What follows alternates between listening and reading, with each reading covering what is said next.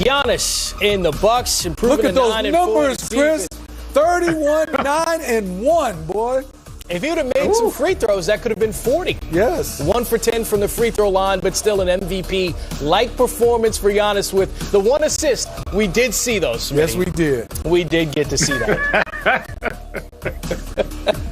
Kristaps Porzingis, second game back. Let's start with him. 15 points, 10 rebounds. I know it's Luka and Giannis, but if we're looking at the Mavericks as being a team that's going to make some noise in the postseason, it's going to be Kristaps. How has he looked in his first 2 games back? I'm just happy to see him back. The player, he's been through so many injuries. He has just a great fit for a nickname, the Unicorn, because I'm just watching his skill set with his size. Love the way he played in the bubble. I just waiting for he can continue to get a chance to play and play some meaningful minutes in games, long stretches with Luka. I think this Dallas Mavericks team, when you're watching that skill set from those 2 guys and what the other guys are doing, Tim Hardaway Jr. is playing hard.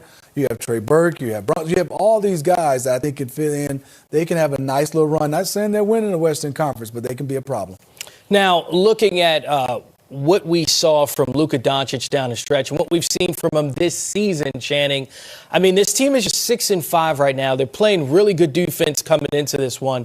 What do you think about Luka and does he need to carry this team with triple doubles every night for them to be competitive and to be a team that can win in the postseason? Absolutely. I think, excuse me, I think for me, Luka needs to carry this team until Porzingis is in shape. And like Smitty said, he's back to the bubble. I thought Tim Hardaway took big time steps this year in his play. And so for me, Luka needs to be the MVP. He came in out of shape. He even said it. So he's working himself back into shape.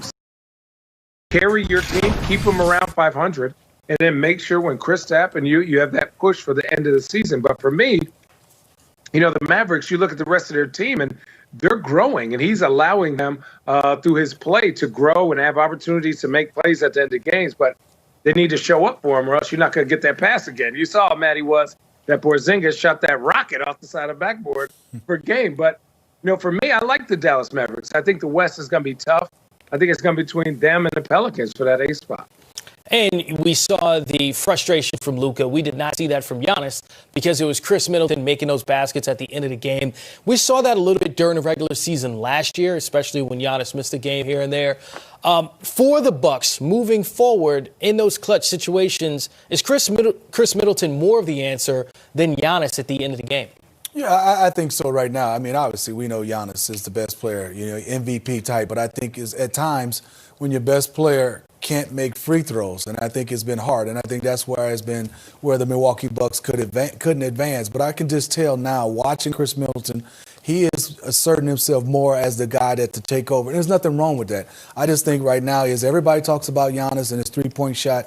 I would love for him to just keep working on his free throws, getting fouled at the end of the game, and going to the free throw line. And then the next for me is you have a guy in Drew Holiday. Let's not forget, we keep talking about his defense, but Drew is capable of making shots and making plays on the offensive end. He was an all-star in Philly, but I love the way he's playing his role. But Giannis, just keep working on your free throws.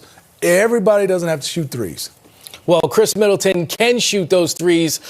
Same question to you, Channing. What do you think of Khris Middleton in clutch situations for this team? Because we know that Drew Holiday is supposed to be able to handle it in the clutch, too. Look, listen, what do you think you bring in Drew Holiday? And you want this from Khris Middleton.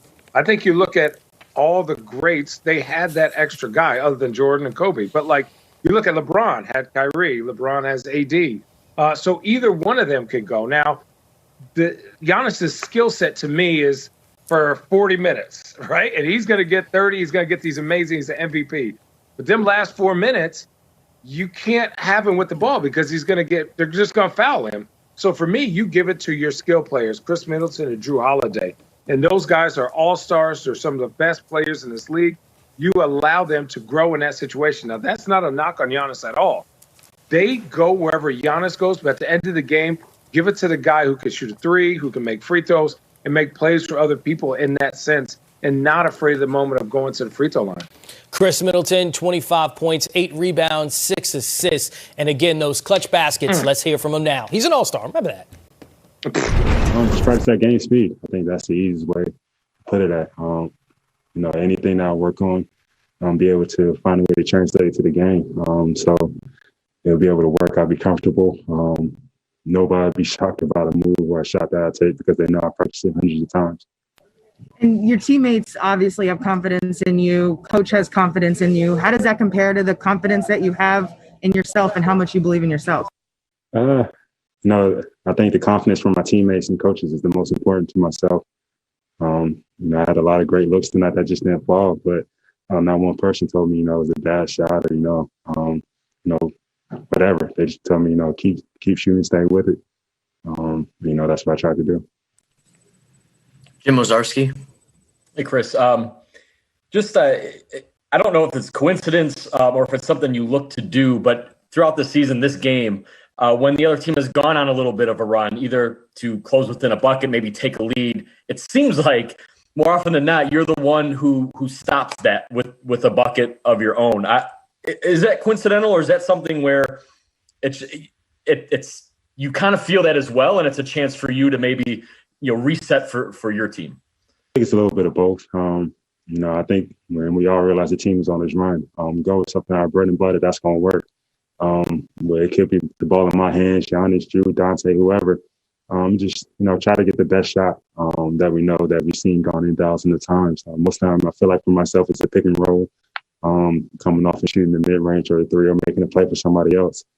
It's just something that, settles everybody down, breaks the rhythm for the flow of the other team, and, we get a great look out of it. You mentioned to Zora practicing at game speed. Is that is that something you can practice? Because I don't know how you can replicate another team in a run or kind of that adrenaline, or is that just kind of an innate thing, experience, 8 years in the league, just doing it, that you're just comfortable in that kind of moment?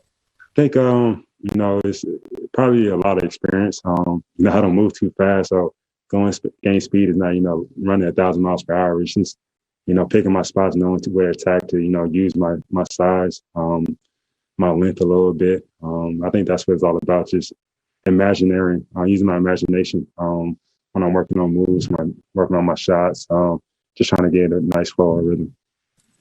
Steve McGargy.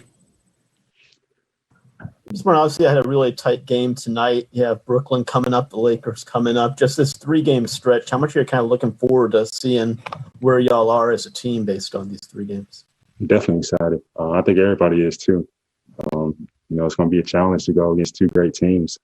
And to definitely see where we are not ahead, but early in the season, and figure out, what we need to get better at, what's going to be our strengths, what's our weaknesses and whatnot. But I'm definitely looking forward to the challenge. Win or lose, I think we got a lot to learn and see from these games. All right, we'll wrap with Eric Name. There's obviously been times where you guys have played against the Mavericks and Luka's gotten loose and really been able to kind of control the game. What do you think you guys did to him differently tonight that, maybe made it more difficult on him? I think one was the game plan. And then 2, I think it was Drew. He did a great job, staying to his body. I'm challenging all shots. I think in the past, I think Bled or whoever's guarding just a little bit smaller. He's a big guy, but to have Drew on him with his size and length and his athleticism too, I think it definitely bothered him some on a little bit of shots with Drew staying solid, being right there underneath him every time. I think that wears on guys as the game goes down. This isn't the first night Giannis has struggled from the free throw line. What do you say to him on these nights when he's stepping to the line and he's struggled all night?